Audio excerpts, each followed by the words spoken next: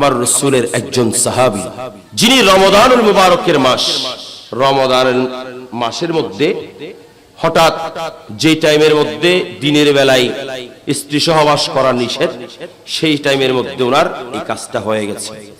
আবার রাসূলের দরবারে চলে গেছেন, ইয়া রাসূলুল্লাহ, ইয়া রাসূলুল্লাহ, ইয়া হাবিবাল্লাহ, হালাকতু, আমি বরবাদ হয়ে গেছি। আমার রাসূল বলেন, এ আমার সাহাবী, মালাকা, তোমার কি হয়েছে? এই সাহাবী উত্তর দিলেন, ওয়াকাতু আলা ইমরাতি ওয়া আনা সাইমুন, আমি রোজা অবস্থায় আমার স্ত্রীর সঙ্গে সহবাস হয়ে গেছে, আমি ভুলটা করে ফেলেছি, সেজন্য আমি বলছি আমি হালাক হয়ে গেছি।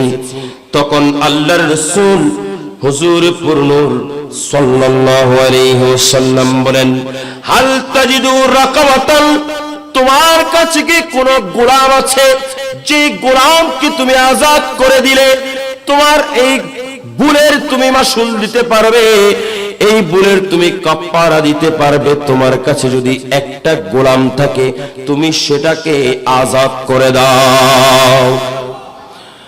ওই সাহাবী বলেন, ইয়া রাসূলুল্লাহ, ইয়া হাবিবাল্লাহ, আমার কাছে সেই সামর্থ্য নাই, আমি কিভাবে গোলাম আজাদ করব?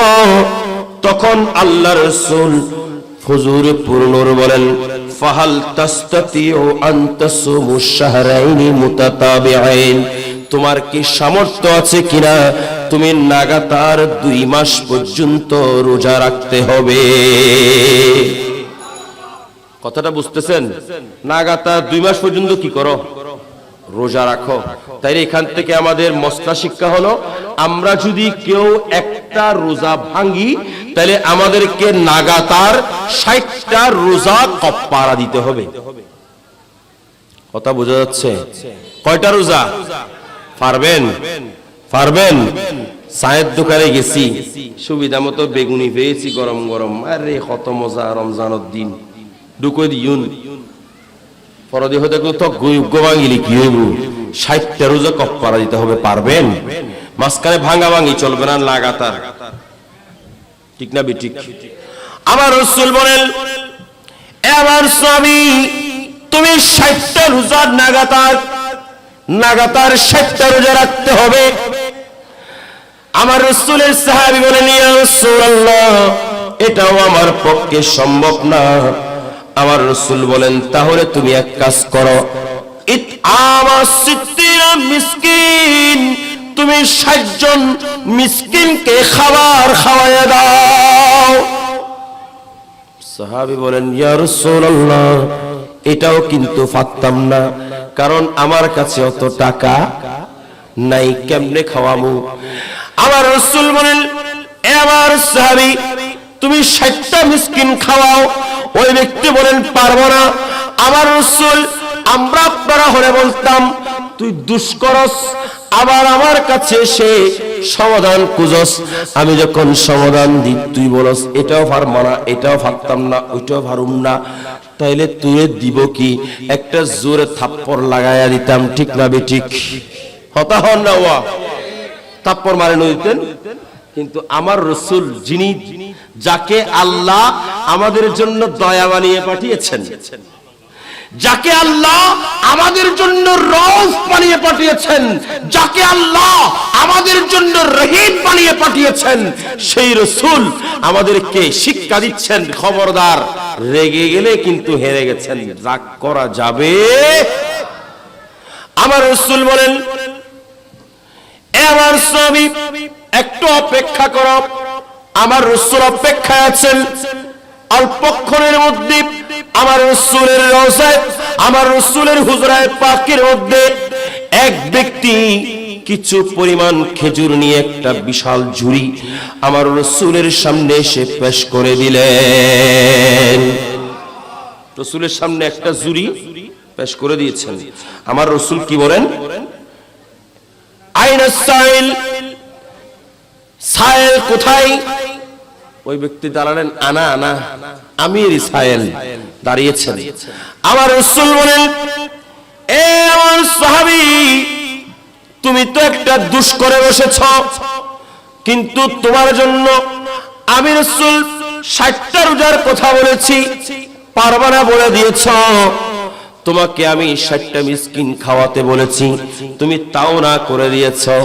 আমি তোমাকে একটা গোলাম আজাদ করতে বললাম, তুমি তাও না করে দিয়েছ। ও আমার সাহাবী, একটা তাহলে একটা কাজ করো, আমি রাসূলের কাছে যে একটা আরক এক ঝুড়ি খেজুর এক ব্যক্তি নিয়ে আসলো, এই খেজুরের ঝুড়িটা তুমি একটু নিয়ে যাও। এই খেজুরের ঝুড়িটা নিয়ে তুমি এগুলো মদিনার মধ্যে গরিবদের মাঝে বন্টন করে দাও। আওয়াজ করতে হবে একটু, দুষ্গজ্জিত হনে সাহাবী বে বুলগুজ্জি, কিন্তু ইয়ের বিনিময় যুদ্ধ হনে রাসূল, ঠিক না ঠিক? বিনিময় কে দিচ্ছেন? আপনি দিবেন? বলেন না আপনি দিবেন। কিন্তু রাসূল যিনাকে আল্লাহর রহমত বানিয়ে পাঠিয়েছেন, সেই রাসূল বলে, আমার কাছে যখন সায়েল আসবে, আমার কাছে যখন আমার কোন সাহাবী আমি রাসূলের কাছে চাইবে, নয় নয় আমার যে কোন উম্মত যখনই আমি রাসূলের কাছে চাইবে, আমি রাসূল তাদেরকে কখনো ফেরত দেব, ঠিক না ঠিক? সেজন্য আমার রাসূল বলছেন, তুমি এই ঝুড়িটা নিয়ে যাওগা, এটা নিয়ে বন্টন করো। এখন ওই সাহাবী কি বলে জানেন? শুনবেন নি? আওয়াজ তো নাই ওনার, ওইবেন না, বড় করে হল ফুরিব। আমার রাসূলের ওই সাহাবী বলেন, ইয়া রাসূলুল্লাহ, ইয়া হাবিবাল্লাহ, আমি এই ঝুড়ির খেজুরগুলো কাকে বন্টন করব?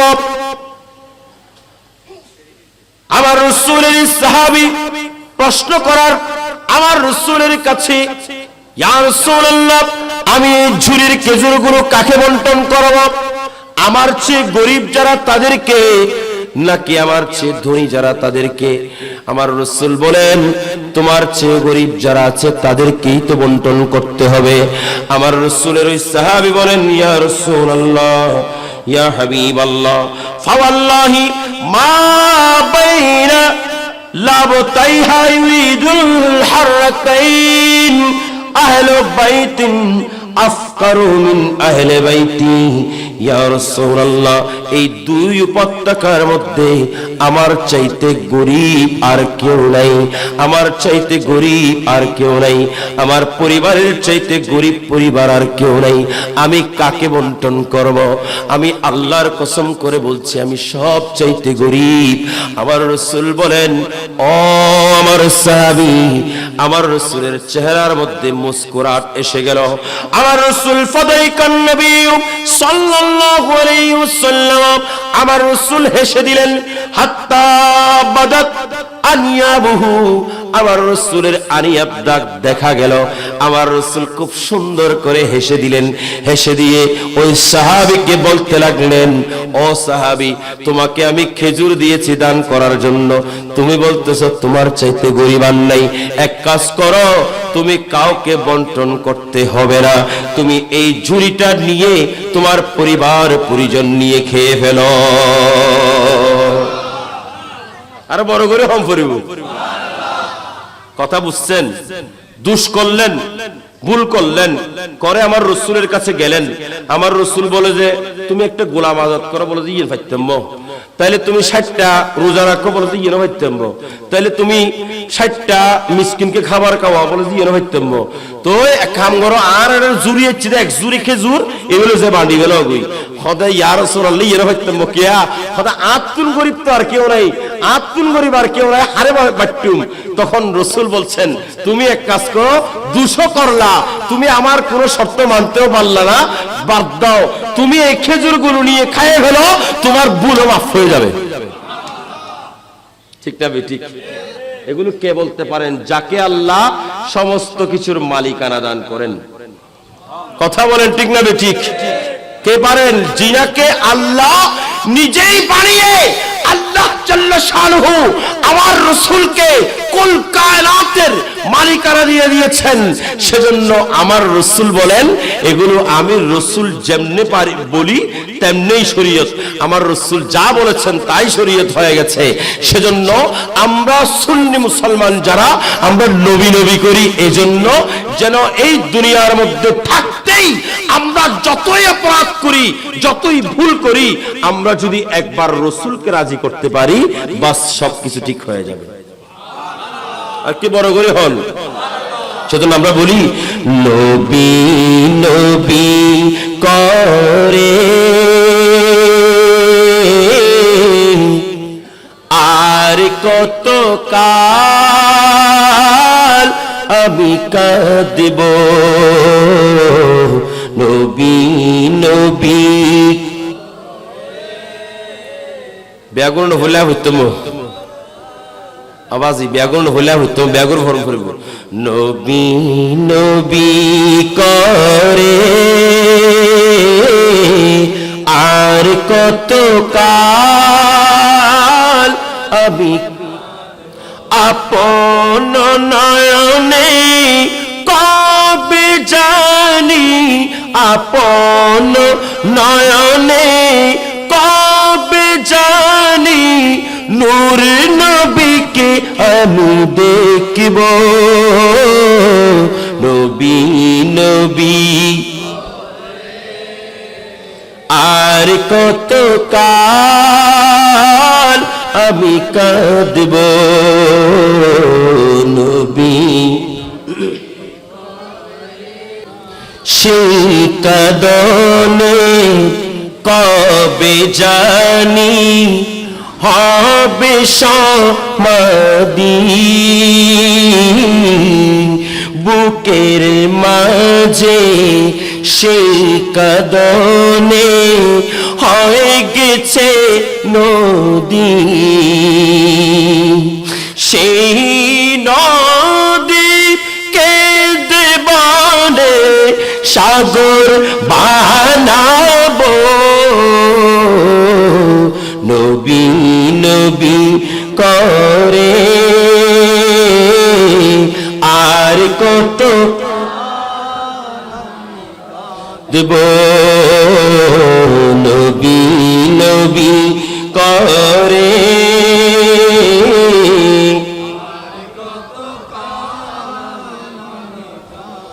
বড় করে বলুন আমিন। আল্লাহ আমাদেরকে জীবনে একবার হলো আপন মেহবুব নবীর দিদার নসিব করুন।